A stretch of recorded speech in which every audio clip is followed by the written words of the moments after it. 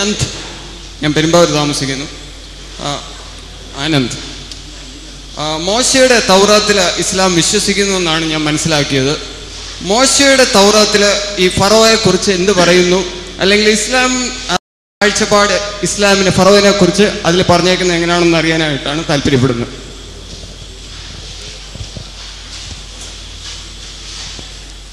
ചോദ്യം ഒന്നും കൂടി ആവർത്തിക്കണം.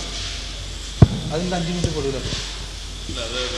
ഫറോയെ കുറിച്ച് ബൈബിളിൽ തെറ്റാണെന്ന് ബ്രദർ അക്ബർ പറഞ്ഞായിരുന്നു. അത് ഇസ്ലാം മോശയുടെ തൗറത്തിൽ വിശ്വസിക്കുന്നു എന്നാണ് ഞാൻ മനസ്സിലാക്കിയത്. അല്ലെങ്കിൽ ഇസ്ലാമിന് മോശയുടെ തൗറത്തായിട്ട് എന്തെങ്കിലും ഉണ്ടെങ്കിൽ അതിൽ ഫറോയെ കുറിച്ച് എന്ത് പറയുന്നു എന്ന് അറിയാനായിട്ടാണ്.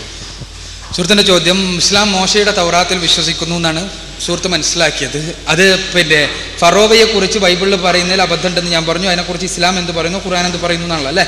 അപ്പോൾ ഇസ്ലാം മോശയുടെ തൗറാത്തിൽ, മോശ പ്രവാചകന് ദൈവം തമ്പുരാൻ അവതരിപ്പിച്ച തൗറാത്തിൽ പൂർണ്ണമായി വിശ്വസിക്കുന്നു.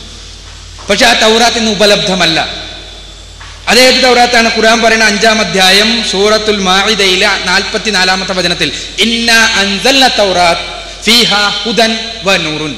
നാം ആണ് തൗറാത്തിനെ മോശയ്ക്ക് തീർച്ചയായും അവതരിപ്പിച്ചിട്ടുള്ളത്. അതിൽ സന്മാർഗ ദർശനവും പ്രകാശവും ഉണ്ട്. മോശയ്ക്ക് ദൈവം തമ്പുരാൻ അവതരിപ്പിച്ച തൗറാത്ത്, മോശ പഠിപ്പിച്ച തൗറാത്ത്, അതിൽ ഇസ്ലാം വിശ്വസിക്കുന്നു, ആദരിക്കുന്നു. അത് പൂർണ്ണമായി ശരിയായിരുന്നു എന്ന് സമ്മതിക്കുന്നു.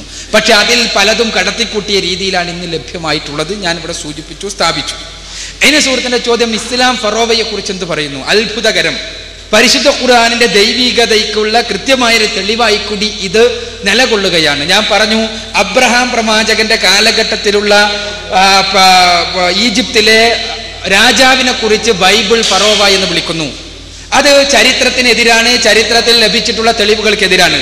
അതേപോലെ തന്നെ ഈ യോസഫിന്റെ കാലത്തുള്ള ഈജിപ്തിലെ രാജാവിനെ ബൈബിൾ 90 തവണ ഫറോവാൻ എന്ന് വിളിക്കുന്നു. അതും കിട്ടിയ തെളിവുകൾക്കെതിരാണ്.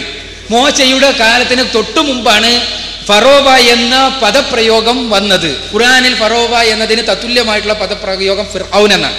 പരിശുദ്ധ ഖുർആനിൽ അബ്രഹാമിന്റെ ചരിത്രം വിശദീകരിക്കുന്നുണ്ട്. അബ്രഹാമിന്റെ ഈജിപ്തിലെ ആ കാലഘട്ടത്തിലെ രാജാവിനെ ഒരിക്കലും ഖുർആൻ ഫിർഔൻ എന്ന് വിളിക്കുന്നില്ല, ഫറോവ എന്ന് വിളിക്കുന്നില്ല.